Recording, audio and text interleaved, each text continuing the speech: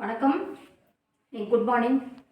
இன்றைக்கி வந்து நம்ம பானுமதி குரு கிச்சனில் முருங்கைக்காயை வச்சு ஒரு ரெசிபி பண்ண போகிறோம்.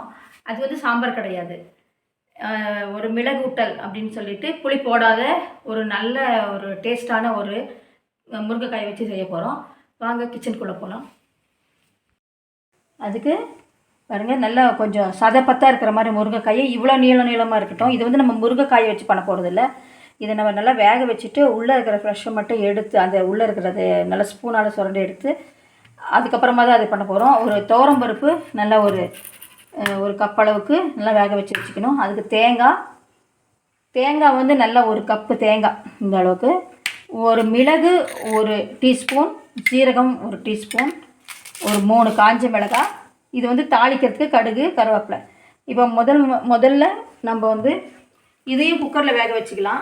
அதே மாதிரி துவரம் பருப்பை குக்கரில் வேக வச்சுக்கலாம். இதை வந்து காயை வந்து நம்ம வந்து அப்படியே ஃபுல்லாக போட்டு வேக போட்டுக்கலாம். இதில்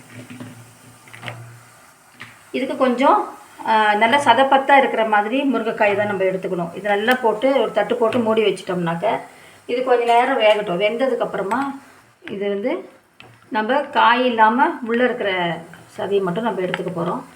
இது பாட்டுக்கு வேகட்டும், ஒரு தட்டு போட்டு மூடி வச்சிடறேன். இது வேகட்டும். அதுக்குள்ளே நம்ம துவரம் பருப்பு வேக வச்சுட்டு அதுக்கப்புறமா இது வெந்ததுக்கப்புறமா நெக்ஸ்ட்டு எப்படி பண்ண போகிறோம்னு பார்க்கலாம். முருங்கைக்காய் நல்லா வெந்துடுச்சு. இப்போ நம்ம நல்லா சூடாக இருக்குது, அதனால் ஒரு நிமிஷம் ஆற விட்டுட்டு அதுக்கப்புறம் உள்ளே இருக்கிற ஓப்பன் பண்ணிவிட்டு நம்ம உள்ளே இருக்கிறதெல்லாம் ஸ்பூனால் எடுத்துக்கலாம். அதுக்குள்ளே இங்கே வந்து ஒரு கடாயில் கொஞ்சம் ஒரு ட்ராப் ஆயில் விட்டுட்டு ஒரு அரை ஸ்பூன் எண்ணெய் விட்டுட்டு கொஞ்சம் ஒரு ஸ்பூன் ஜீரகம், நல்லா ஒரு டீஸ்பூன் ஜீரகம். இது வந்து ஜீரகம் தான் நல்ல கமகமான வாசனையோடு இருக்கும். ஜீரகம், மிளகு அதுமாதிரி ஒரு ஸ்பூன், ஒரு 3 வரமிளகா. இதை நல்லா வறுத்துட்டு கொஞ்சம் இது சவக்கிறதுக்கு ஒன்றும் இல்லை, ஓரளவுக்கு நல்லா வறுத்துட்டு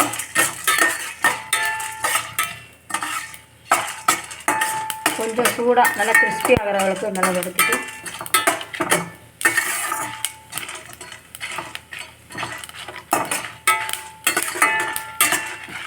போதும். நல்லா புகை வச்சு நல்லா வறுத்தாச்சு. இதோட நாம் ஒரு கப்பு நல்ல தேங்காயும் சேர்த்து இதில் போட்டு இதெல்லாம் சேர்த்து நம்ம இப்போ வந்து அரைச்சிக்கலாம். மிக்சியில் அரைச்சிட்டு அதுக்குள்ளே அந்த முருங்கைக்காயை எப்படி வந்து எடுக்கிறதுன்னு ஒரு நிமிஷம் நான் காமிக்கிறேன் உங்களுக்கு. மிளகு, ஜீரகம், தேங்காய், இந்த மிளகாய் இது வந்து நம்ம நல்லா நைஸாக அரைச்சிட்டு வந்துடலாம். அரைச்சிட்டு இது ஃபஸ்ட்டு அரைச்சிட்டு வந்துடலாம். இந்த முருங்கைக்காவை இப்படி ஓப்பன் பண்ணிவிட்டு பாருங்க. இப்போ நம்ம ஒரு காயாக வந்து இதுலேருந்து இதை எடுத்துக்கலாம். இது நல்லா இப்படியே வந்துடும்.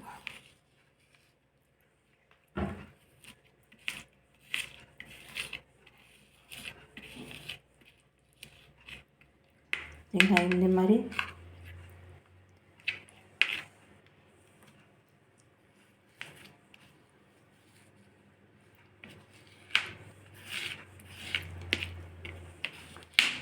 இப்படி ஃபுல்லாக எடுத்துட்டோம்னா இது தேவையில்லை, இதை நம்ம தூக்கி போட்டுற வேண்டியது தான். அந்த மாதிரி இது ஃபுல்லாத்தையும் எல்லா வேக வச்சதுலேருந்து இது இப்படி எடுத்துடலாம். இதை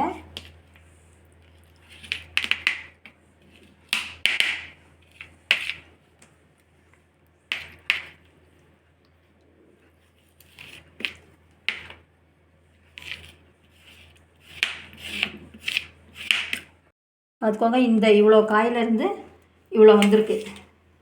நம்ம வந்து சப்போஸ் கையிலையும் அதை அமுத்தி கூட எடுக்கலாம். ஸ்பூனில் எடுத்தால் நீட்டாக எல்லாம் நீட்டாக ஒன்று கொஞ்சம் கூட இல்லாமல் நீட்டாக வந்துடுதா. அதனால் எல்லாத்தையும் எடுத்தாச்சு. இப்போ நேராக செய்கிறதுக்கு போகலாம்.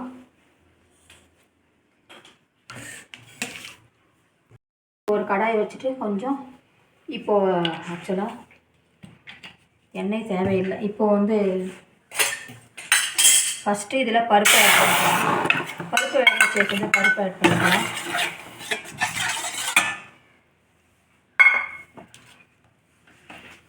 இந்த காயெல்லாம் எடுத்து வச்சுருக்கோம் இல்லைங்களா, இதை வந்து இந்த பருப்பு கடாயில் ஃபஸ்ட்டு பருப்பு போட்டாச்சு, வேக வச்சு பருப்பு போட்டிருக்கேன். இதுலேயே வந்து காயெல்லாம் ஆட் பண்ணிக்கலாம். இதில்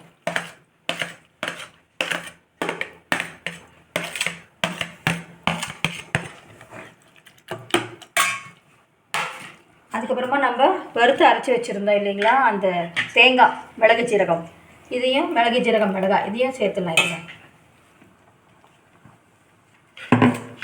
இதெல்லாம் சேர்த்துட்டு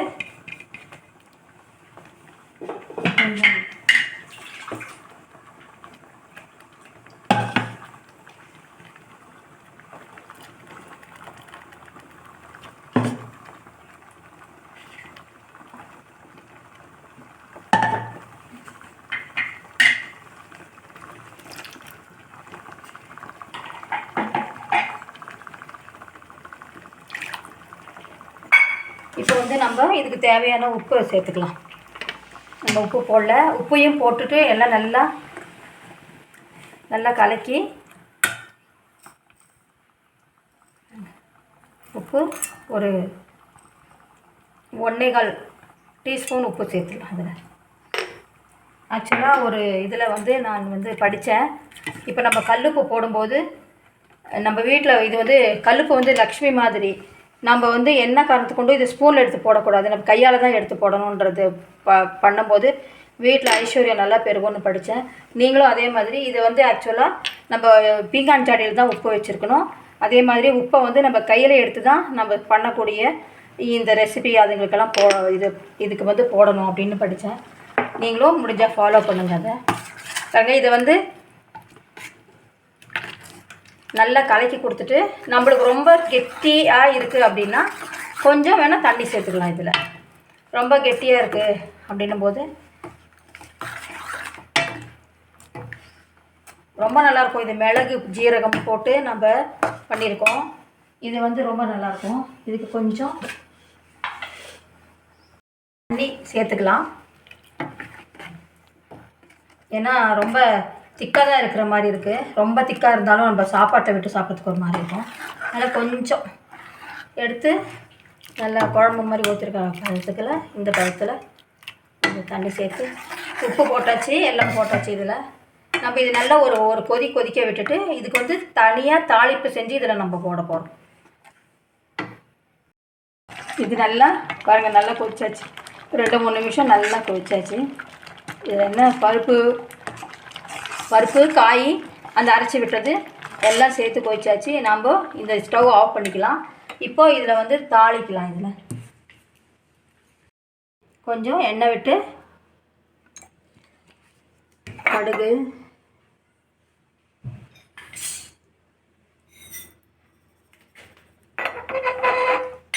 கருவேப்பிலை தாளிச்சிக்கலாம்.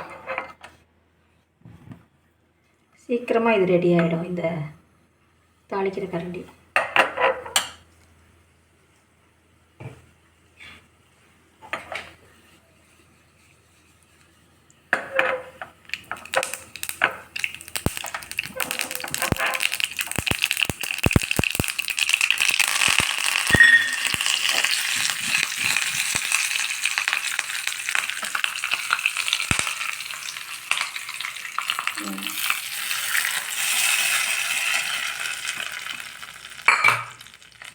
நாங்கள் தாளித்து போட்டாச்சு.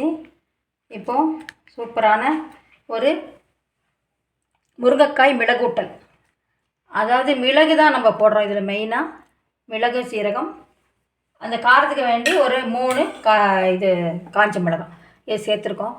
ரொம்பவே நல்லாயிருக்கும். இது நம்ம ஒரு சாப்பாட்டுக்காக பண்ணியிருக்கிறது தான், ஆனால் சப்பாத்தி கூட ரொம்ப நல்லாயிருக்கும். நீங்களும் இதேமாதிரி செஞ்சு சாப்பிட்டு பாருங்கள். லைக் பண்ணுங்கள், ஷேர் பண்ணுங்கள், கமெண்ட் பண்ணுங்கள்.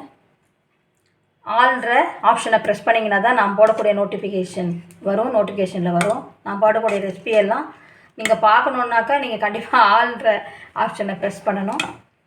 ஆக்சுவலாக இன்னும் கொஞ்சம் ஒரு நல்ல ரெசிபியெல்லாம் காமிக்க போகிறேன். யங்ஸ்டர்ஸ்க்கும் காமிக்கணும். கொஞ்சம் நம்மள மாதிரி கொஞ்சம் ஓரளவுக்கு அனுபவம் ஆனவங்களுக்குமே சில விஷயம்லாம் மறந்து போயிருக்கோம், அதெல்லாம் ஞாபகப்படுத்துறதுக்கு சில விஷயம்லாம் காமிக்கணும். சில ரெசிபி சமையல்ன்றது வந்து ரொம்ப இம்பார்ட்டண்ட் இல்லைங்களா? இது வந்து நம்ம நெக்ஸ்ட் இன்னொரு ரெசிபியோடு பார்க்கலாம். தேங்க்ஸ் ஃபார் வாட்சிங்.